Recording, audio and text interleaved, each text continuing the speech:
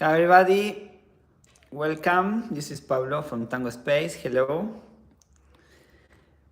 Um, this is a session that I do every Wednesday afternoon at around 5:30, because I go first in Facebook and Instagram and then in YouTube.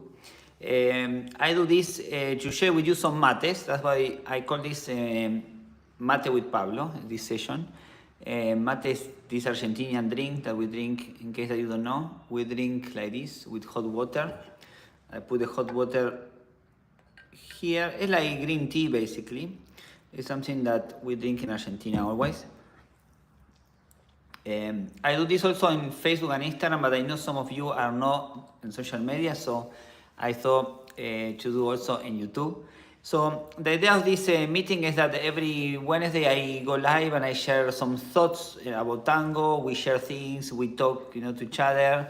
So if you are joining me and you want to say from where you are watching from, you want to say your name, let me know if you drink mate already, if you know about it or no.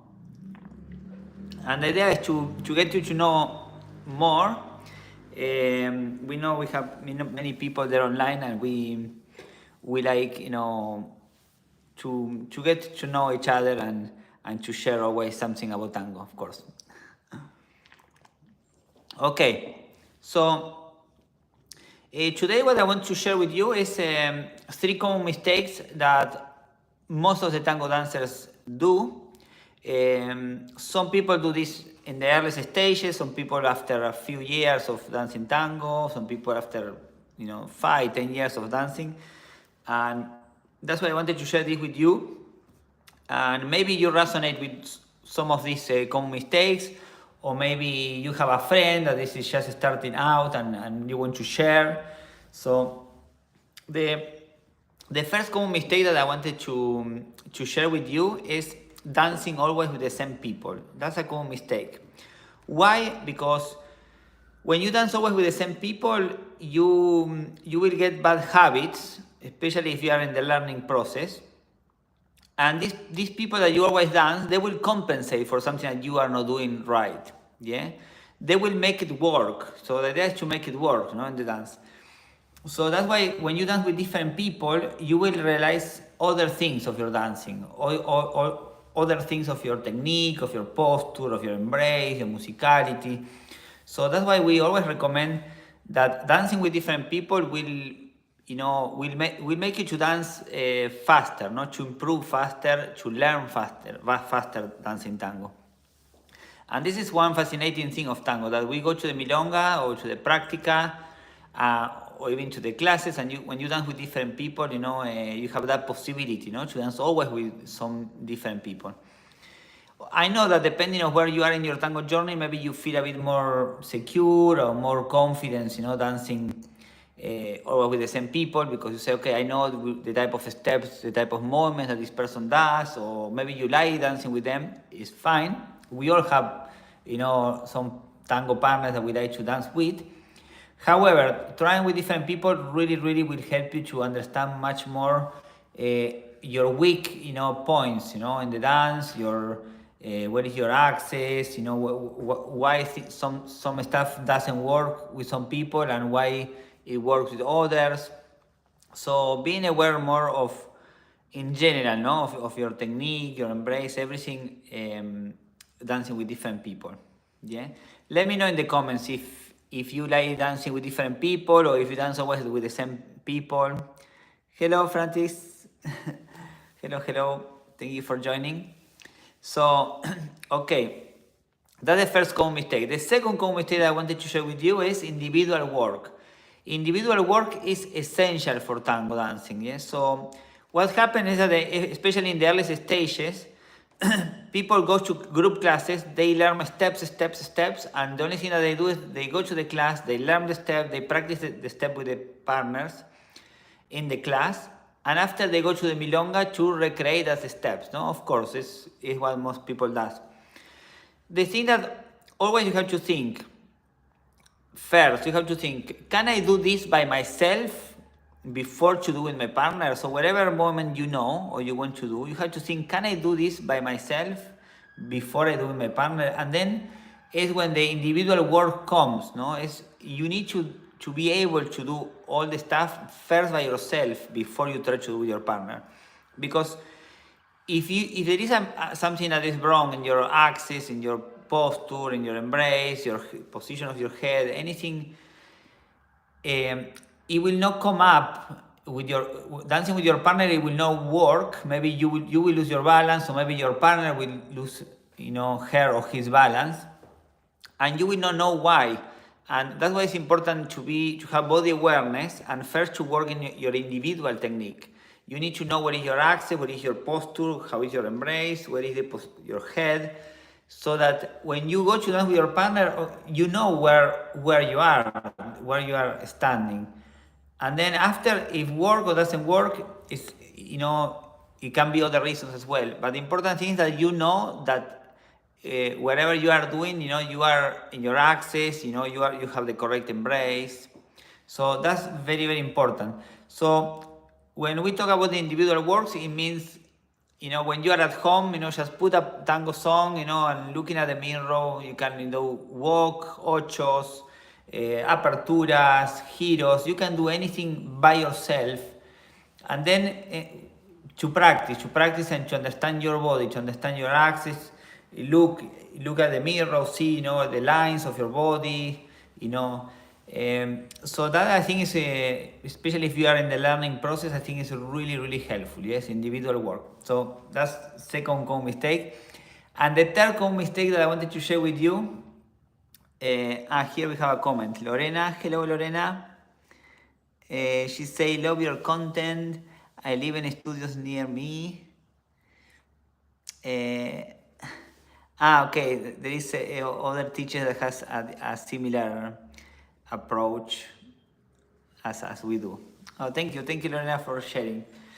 That's great. If you follow these teachers and you follow us, it's good. Sometimes people, tango dancers, they go to Argentina and they take classes with too many different teachers, different styles, and when they come back to Europe, they come back more confused. That's why it's important to follow teachers that has a style that you like, and teachers that can give you always something, something that is interesting for you. There are, many different styles, of approach, how to teach tango. But it's important to follow kind of similar style at least, that you can connect with these teachers. Yeah. František say, after 3 years learning, we go from steps back to principles. Hard awakening. Thank you for sharing. Yeah, so in tango always we go back to the, to the base, to the basics, tango is like, it's like the, when you want to check if the quality of a good restaurant, for example, yeah? You go to this, very fancy, like very good, expensive restaurant. And if you want to try the quality of the restaurant, you will not order the specialty, the special dish that they do. Yes, to try the quality, you have to order something very basic.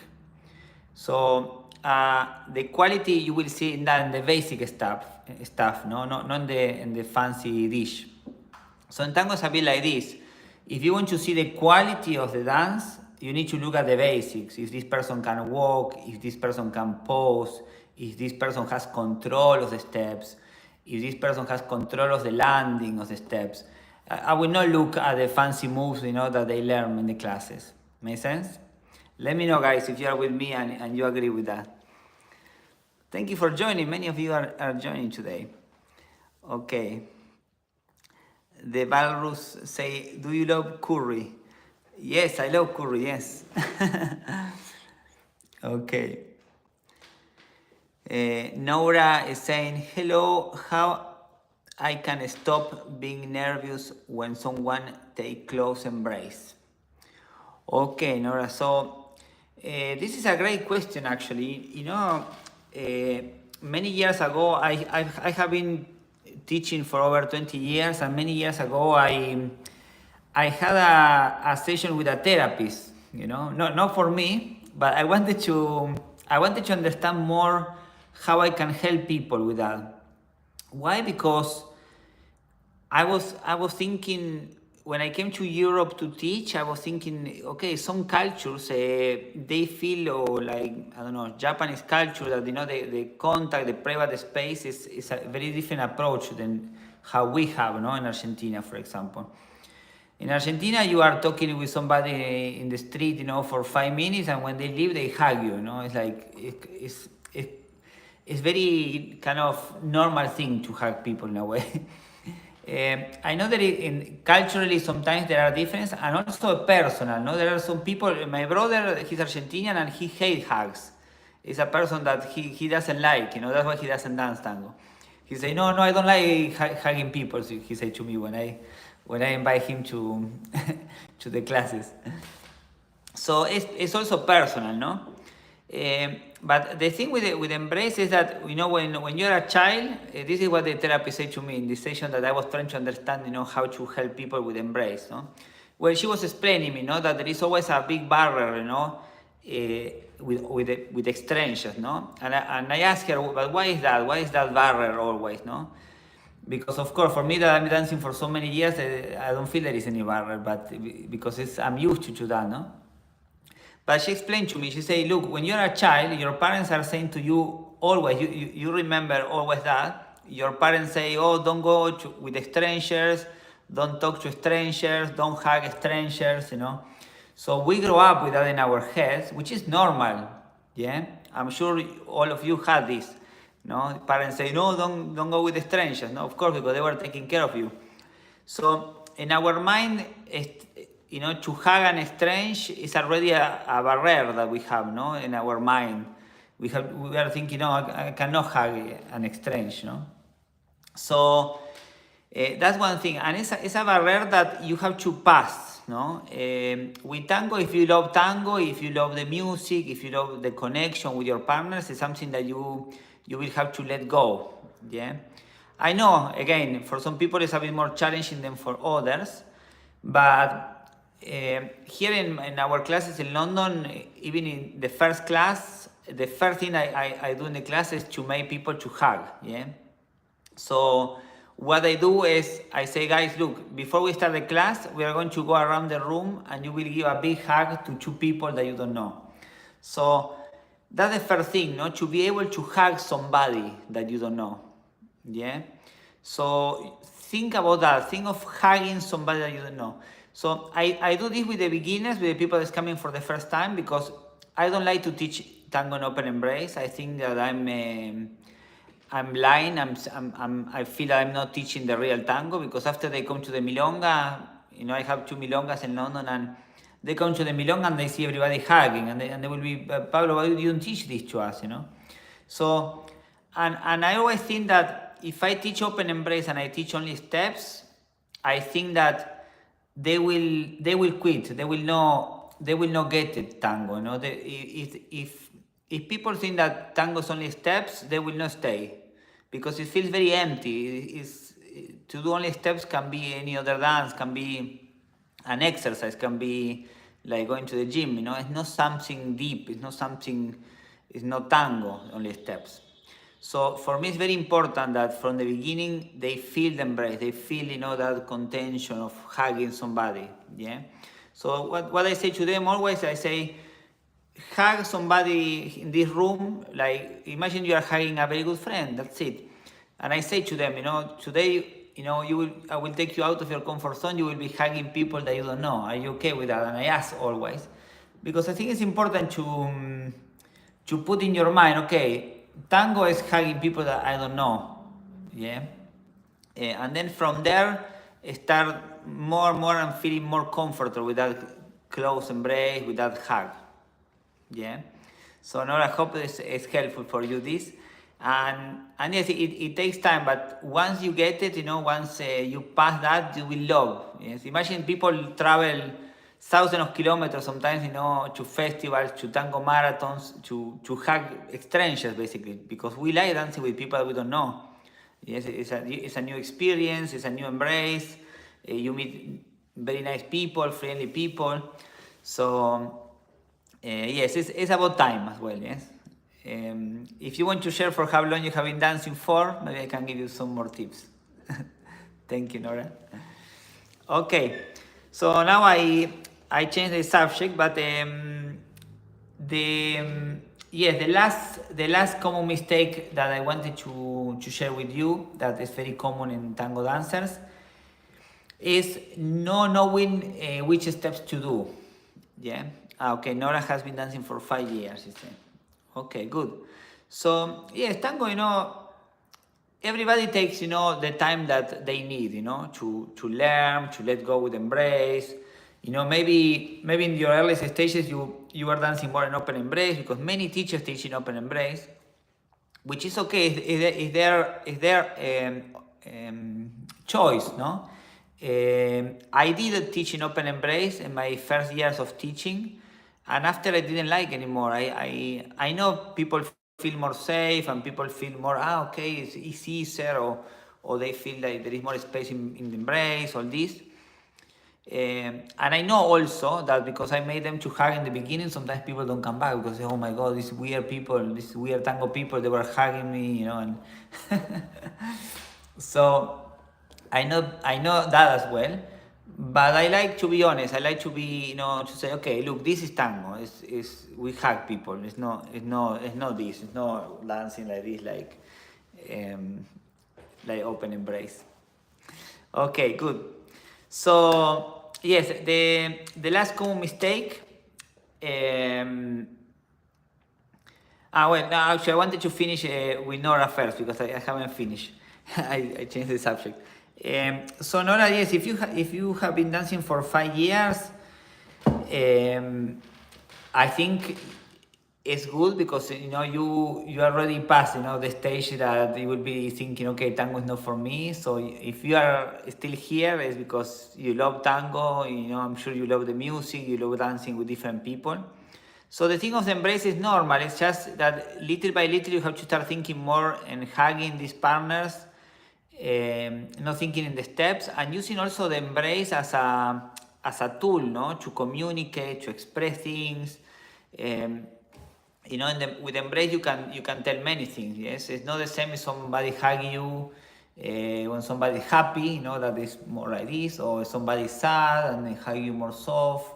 So with embrace you communicate. In tango, the embrace is is part of the body language, and with the flexibility of the embrace, with the opening and closing, you will express different things as well. So start using more the embrace as a part of the dance, not to think that, okay, you have to be in close embrace and not to breathe.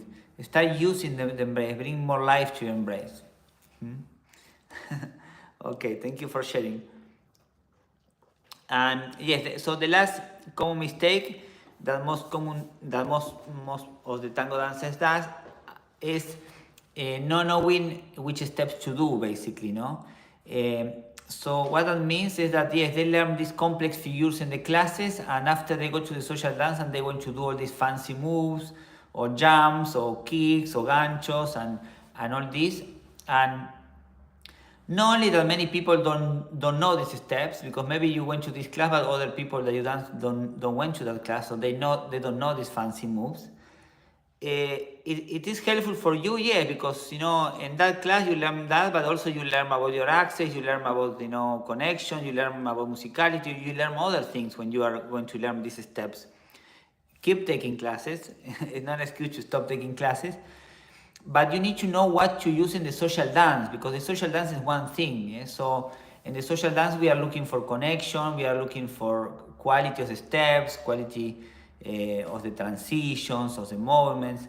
So start using more simple steps for the social dance. If you dance with somebody that you have more connection, that you always dance, and you want to try something more complex, you can, of course, but not with everybody, and not throwing thousands of steps in one dance, because also it's very overwhelming for your partners.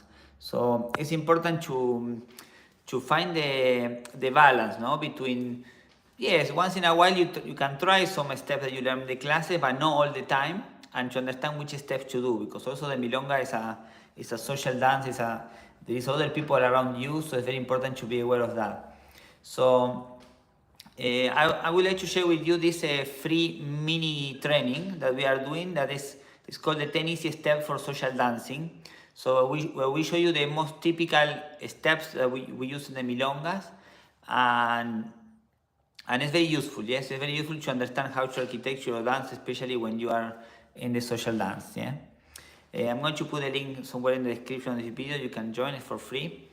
And remember these 3 common mistakes, no, of dancing with not always with the same people. Try to dance with new people to discover more about your dance, to discover more about musicality of other people, technique of other people, steps of other people as well. Remember the individual work, always 5 minutes, put some tango music and see if the steps that you want to do in the milonga you can do alone first.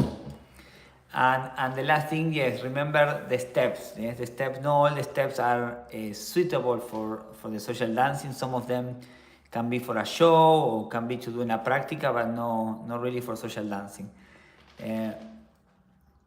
So thank you very much, guys, for joining me today. Thank you for watching, for commenting, and well, have a lovely evening, everybody, and see you next week. See you next Wednesday. Thank you for joining. Chao, chao. Abrazos.